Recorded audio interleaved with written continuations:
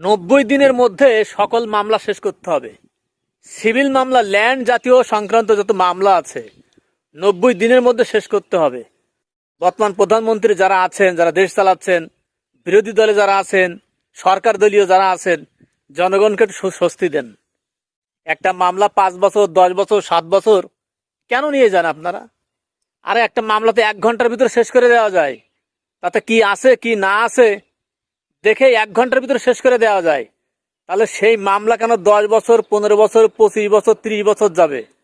হায় রে সোনার দেশ, সোনার বিচার ব্যবস্থা কোথায়? সোনার মানুষগুলো কোথায়? শিক্ষিত মানুষরা চাকরি করে, সরকারি চাকরি, চিটারি বাটপারি করে সরকারি অফিসে বসে, আর অশিক্ষিত মানুষ প্রায় দেশ চালায়।